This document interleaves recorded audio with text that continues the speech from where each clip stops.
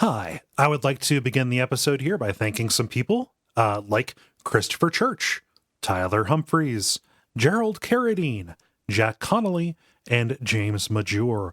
All of these are people who have gone to patreon.com/Duckfeed.tv and kicked us some money and helped support this show, this network, and other shows like this show on this network. Thank you for going to patreon.com/DuckFeedTV. Additionally, this episode is kind of strange. If you listen to this, to the full version, that's going to go up on Patreon, the generalities were recorded before the full episode. You'll notice a markedly different tone. Gary was in a lot of pain because of his back problem at the start, and with gets in, he's in less pain in the second part. So just so you're aware of kind of the oddities around that. Also, thank you for understanding about the delays about this episode as it came around. Gary's feeling better, and we're back to recording, and we'll be back on track shortly here. Cool. So let's go listen to this episode about this game.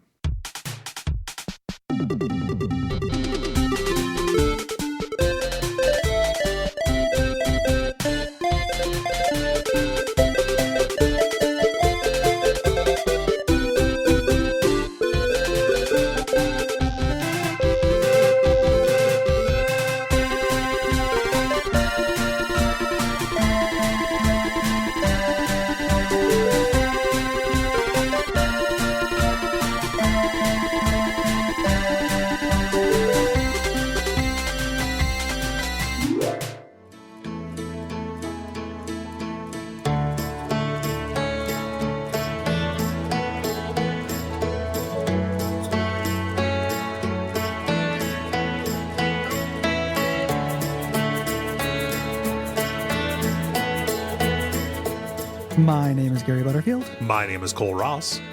And you're listening to Watch Out for Fireballs. It is a Games Club podcast. And this week we are talking about Outer Wilds, which is an adventure game developed by Mobius Digital and published by Annapurna Interactive for the PC, PS4, and Xbox One in 2019. Yeah. And this is executive produced by Fenreliania, one of our patrons. Mm-hmm. And it's been on our radar for quite a while. It has. And I'll just hop on here. I like this game a lot, Gary.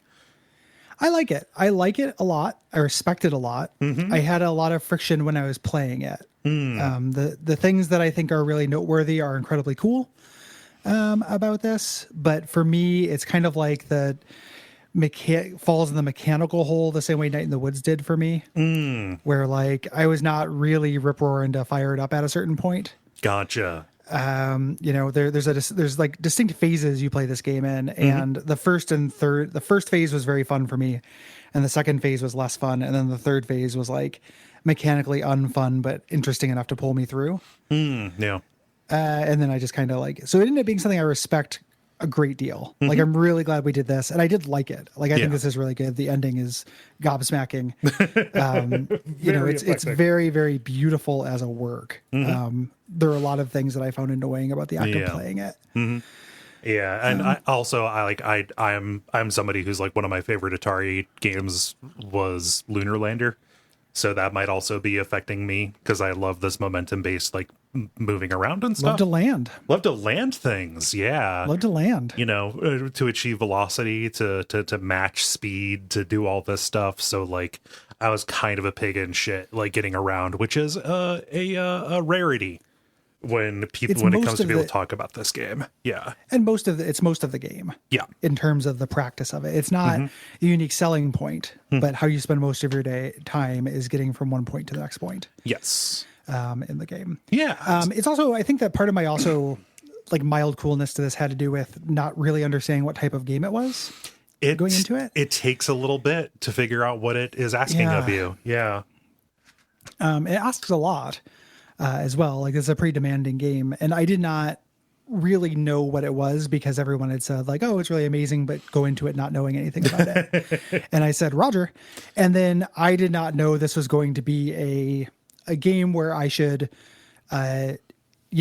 expect to die a lot. Right. Like the way progress would work in this game entirely. Like I did not expect this to be a mist-like, but it's a mist-like. And as I had less in common with Oberdin than I thought, because a lot of people have made those comparisons, and it's like, well, Yeah, there are dead bodies around.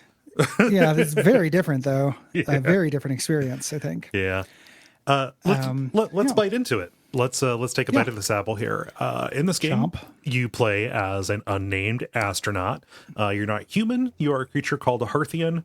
Doesn't matter. Just a bunch of the whole cast is a bunch of like Pixar and aliens. It's fine. Yeah. And you're this astronaut who is caught in a time loop that ends with your sun going supernova. Yes. So you have to figure out what's going on to kind of prevent this. Hearthians are gender neutral. I may accidentally slip in a he or she here or there just from, reading literature my whole life. Right. Where it's a, but it's not intentional. Right. You are a they in this. Yes. Yeah. So basically, you control the game from first person, and you spend a lot of time piloting your ship and your jetpack exploring. Yes. The mechanical hook of this is the controlling your ship and controlling your jetpack. So as you mentioned earlier, velocity and inertia are really, really important. Gravity, that kind of thing. Yeah, there's like autopilot and velocity matching, like as you are trying to get from planet to planet and stuff like that. It is very bad. It will steer you straight into the sun. And it even underlines this when you talk to somebody about it, saying, "Hey, our ships are death traps." And they say, "I just make sure the sun isn't between you and where you want to go." Yeah. Well, they're powerful death traps. Yeah. Yeah. So yeah, you're going to be getting around. This is going to be maybe a cilantro thing, or maybe I'm just a real weirdo for liking this, like figuring out how to hone this skill so I could get where I need to go quickly without wasting time, like overshooting stuff, was fun to me. Yeah, the movement is definitely a cilantro thing. You're not the only person in the world who digs it, but the kind of movement or precision mechanics involved end up being like the people who are turned off from this. That tends to be a big factor. Yeah. So that is something you'll either like or dislike. Yeah. This. Something that kind of helps out with this is that this solar system and its planets are all very small. Like the solar system is about 25 kilometers across. Like it in distance that the game tracks for you. It only takes a couple minutes to get from one side of it to the other. And any individual planet, you can run from North Pole to South Pole in minutes. So, yes. Yeah. A lot of times they have stuff inside the planet, so they're a little bit more dense than that. But you're not being asked to explore. This is not No Man's Sky. Right. You're not being asked to explore a solar system. No. When you're out of your ship, you have a suit. And you have two resources you're looking at, three really: oxygen, jetpack fuel, and health. Yeah. For this, oxygen is replenished on your ship or anytime you're near trees. Jetpack fuel is replenished on your ship or anytime you find one of these spare tanks. Either the other astronauts or either have at their current camp or have left behind. And you can refill your health on the ship. Yes. If you run out of fuel, your jetpack will draw from your oxygen. This is an emergency. It means you're probably just going to die, which is not a big deal. Right. Yeah. It's not a big deal. And, it depends on how much you kind of take it personally when a game kills you. I found this quote, as Gary's friend Will Hughes said in a write-up for the AV Club, Outer Wilds is a game about dying in space. You can and will die in a lot of ways. Not just by having the, sun go supernova on you. Yeah. Space is very hostile. And that is, one of the ideas behind it. Again, I'm not going to be a naysayer for every single positive, put a silver line or a gray line on every silver cloud. But I took no fun in this, in dying and starting over. I don't understand Will's point in that article that it was fun to asphyxiate. I was just, that's real weird to me. And I was like, man, I just don't want to watch the animation and then drive back out here. Yeah. It's like every time you get to the store, you had to go back home. Like every time I go through the entrance, I teleport back home. It's like, well, it's kind of funny that happened, but now I have to drive back out here. Fuck. Yeah. And there's only so many times that can happen before I kind of lost my mind a little bit. Yeah. I didn't find the act of dying very fun. For me, it was more, there's an option that you get to and end a run prematurely, and having that control ended up being really useful and satisfying. It can be like a fast travel. Yeah. Like you murder yourself to fast travel, like a limited kind of fast travel. Yes. Yeah. A little bit. But whether you die from the supernova, from running out of air, burning up in the sun, colliding with the moon at 500 kilometers per hour, you are going to respawn back at your home village next to your ship's launch pad. You wake up next to a campfire. Yeah. You mentioned being able to end the run prematurely. You can do that by suicide. You can also talk to an astronaut named Gabbro a few times to learn how to meditate. To skip to the end of the loop. The game doesn't tell you this, and you have to talk to him a few times. Yeah. I think after you've already seen the supernova, Yes. for this to work, I would not have hidden this mechanic. Nope. But this helps. The time limit you're on is spoilers. Oh, yeah. I suppose. All this stuff is like pretty interesting. Like if you're going to play this game, stop listening to this because it is more fun to realize. And stuff. we recommend playing it. So. Yeah, this is definitely worth your time. The time loop you're on is 22 minutes long. So that's a good amount of time. It's enough time to get in one or two kind of discoveries before starting over, but not so long that it's meaningless here. I did not die from this that often. When I did, I was annoyed, but it doesn't happen that often. Right. Most of my deaths in the game ended up being from running out of oxygen. Yeah, same. Yeah. So you're going to be spending a lot of your time exploring these Nomai ruins. That is the civilization that came before you. That seems to have more answers than you do about some of the strange goings on. You're going through the ruins. You have a little translator that will read their writing. I love the Nomai writing system. The way that they show up, like individual pieces of dialogue will show up as like a curl of script. And the dialogue tree between multiple people or like one person continuing their thought. It's done like a mind map. Other curls come off of the first curl.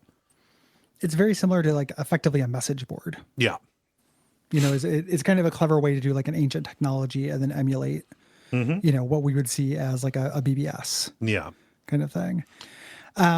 You're doing this, you're reading these ruins and discovering these things to learn these new facts, which is the only thing that carries over. This is all added to this rumor tracking system in your ship. I do not know why the rumor tracking system survives the loop, but it does.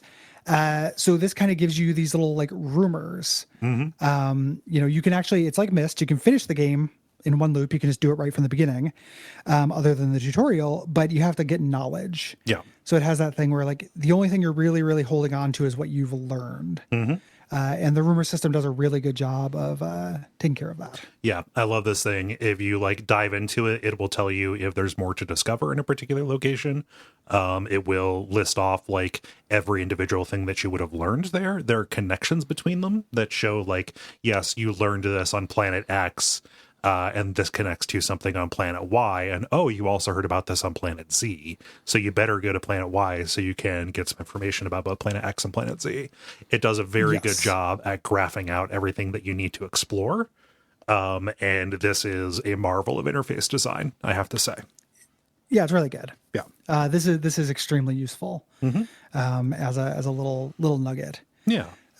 Here. And it also, it makes you, when you get that little updated message, like, you've updated your rumor mill or whatever it's called, that is a great feeling because it's like, this trip was not for nothing. Right. I at least got something that is useful towards pointing me towards the next thing to do. Yeah.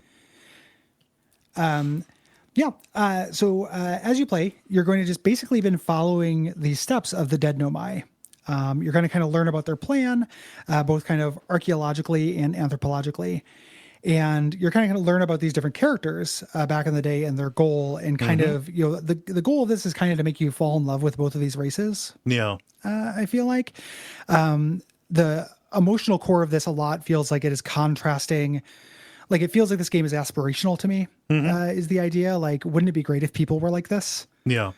In terms of science and exploration. Like it is a game about those things. So you're going to be learning about this cast of characters and hopefully growing to admire them. Yes.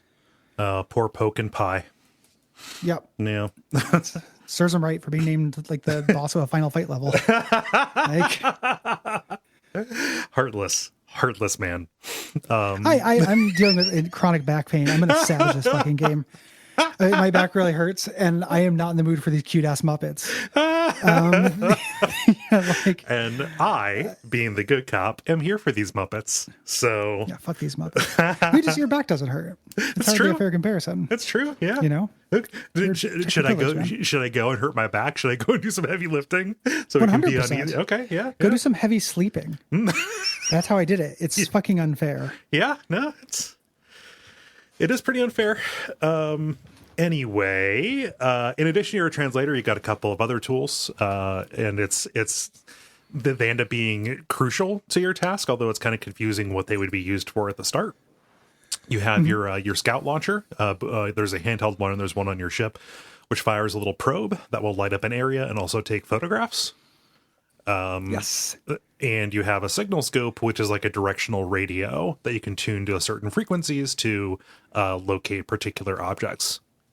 Yeah, across vast distances. Yes. Across space. So there's a little bit of missness where you're running into alien technology and trying to figure out how to use these mechanisms. The Nomai had an entirely different and worse UI system for everything. Whenever this happens, whenever there's an advanced alien race, they just always have a dumber way of doing it than buttons. Yeah. It's like, this would be great if you just used a button that said what it did. Uh-huh. I don't think that this telekinetic thing is that much better. No. Especially when it comes to the ships. Yep. The unidirectional ships that they have, which is like, guys... I do not believe you're this advanced if you can't steer. They calculated the trajectories at the start. They didn't need to steer there. Like they knew where they were going from the beginning, dude. If every plane was a missile, it's ridiculous. These aliens are jokes to me. Fuck these Muppets. That's the back pain talking. I'm sorry, Muppets. I don't mean it, baby. Yeah, I'm sorry, baby. I'm sorry, Muppets. I'm sorry, Miss Piggy. So there's a little bit of that. Most of the time, though, you're just trying to find new things to read. Yep. You're trying to get into locked doors or areas in order to reach new ruins to read more stuff and learn more about these projects. Making this a game for nerds. Yeah, it is nerdy. But, in a good way. These projects are fun and good. Yes. Interesting. Yeah. And figuring out how they piece together, it has just the right amount of red herring to it. Yes. And the way that it all pieces together is really interesting as well. So each planet that you go to, I think there are 5 planets. Some of them have a moon. They all are small and they all have their own little gimmick. We'll discuss them at length when we get to them. It's worth saying here in the generalities that all of them are ways to kill you or make it impossible to get to all the locations that you need to on a single loop. Yeah. Ways to kill you or ways to make you wait. Yes. Which are my least favorite ones that they do. Yeah. Aesthetically, this has really, really beautiful music, including a repeating thing that is a chord progression from a song I wrote. So every time I heard it, it's weird. It's like it's like, oh, what? Whoa. And that's not me, that's music, right? I already filed the papers, dude. Yeah, it's. Well, I'm just gonna call it even from the time I accidentally covered clocks. Like, hey, dude, check out this chord progression. It was just Clocks by Coldplay. It's like, fuck me. But the music is excellent in this, and the writing is really good as well. In terms of these message board conversations. Yes. It's really charming, and you get to see, a lot of emotional range here. So both the Nomai and the Harthians, they're science-obsessed weirdos in different ways, and that could manifest as being like GLaDOS knockoffs or, Cave Johnson kind of thing. Like, I think that Portal did an awful lot to make any pursuit of knowledge seem cynical, weirdly, like for science, lol. But the love of exploration and discovery and curiosity and all of that really, really comes through in this. And as people realize what is in store for them as a result of the discoveries they make, they go through a lot of different shades of both kind of oscillating between melancholy and hope. And that is the intersection or the valley where that's where I'm a Viking, is the intersection of melancholy and hope, when it comes to fiction. Yeah. There's kind of almost like a term, like not terminal or terminal or whatever the opposite of terminal is, lack of cynicism Yeah. to this game. Like when you talk about GLaDOS, like that's the cynicism sliders being, all the way up, and these are the cynicism sliders being all the way through the fucking floor. Like this is an earnest game. Yeah. Which is good because the emotional touch of it is one of the things about this that really works for me. Yeah. So graphically it's very simple, very colorful. Things do look alien. In general, this works out really well when they're depicting sand or like water. This sometimes doesn't look so good, like when it's falling up or down. But generally this looks pretty good. Yeah. Yeah. It is kind of meant to operate at scale. Is the thing that is like really impressive about this. I was surprised kind of at how cartoony some of this was. I don't know what I expected coming into this, but what I saw was not what I walked in bracing myself for. Yes. Yeah. And the character designs, there are not too many characters in this. There's like a handful in the village where you start. There are the astronauts that you meet, the other Hearthians who are all in their suits. And then there are the, spoiler. There are the spoilers. Yeah, there are the spoilers. But they're pretty charming. And also just the Hearthians, the kind of crude, like tree punk technology that they have is really charming as well. Yeah, everything is very homemade. Yeah, and the fact that it's an entire society built around camping, Yes. Yeah. Hike values. This game began life as a master's thesis of the director, Alex Beecham's. He studied at the University of Southern California, and his initial goal was to recreate the feelings of the films Apollo 13 and 2001: A Space Odyssey. This kind of wonder and danger at the unknown. Right. And over the course of this, the game was in development for a very long time. Over the course of this, they prototyped in a lot of different ways, both in pen and paper. And in a text adventure, they built a little kind of model in Unity. When they were ready to show this to the world, this was the first game that was funded on Fig, which I'm not sure if it's still a thing. This was the game-focused crowdfunding site in 2015. I think it was like associated with Double Fine. I have no idea if it is still a going concern. I also do not know. Yeah, but go Fig. The alpha that released shortly after was very popular, so it brought down the company's hosting servers, just kind of through demand. And they had that thing where it was originally planned for 2018, but they blew past that and they got more funding. So they ended up kind of expanding the scope, and they made an exclusivity deal with the Epic Games Store. Epic Games Store. Which, pissed people off because that is a hot button issue still today. People get mad. Yeah. This game was reviewed really well, received really well. Has a pretty avid following, just as somebody who does a show like this, we have gotten so many requests to cover this game. Yes, people have asked a lot for us to go after this, and it was nominated for a lot of awards, in like really kind of diverse categories as well. Yeah, big BAFTA. Tell them Big BAFTA sent you. And as of right now, we don't know what the team is working on next. Presumably something, because this was a huge hit. Yeah, and good for them. Yeah, they did a good thing. They made it good.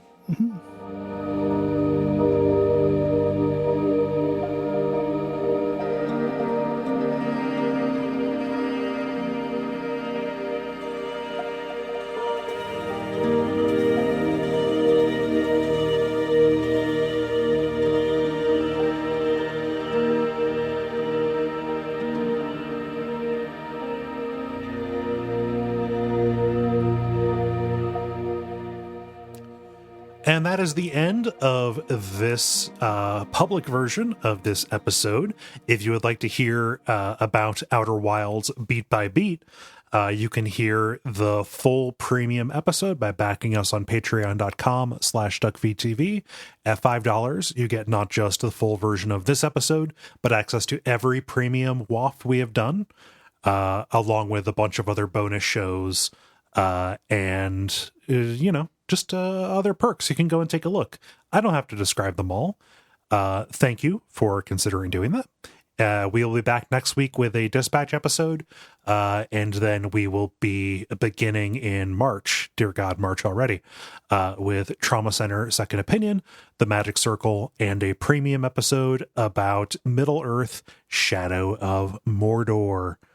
Yeah, so Gary's not here right now, so I will just go ahead and do the outro and say until next time, watch out for supernovas.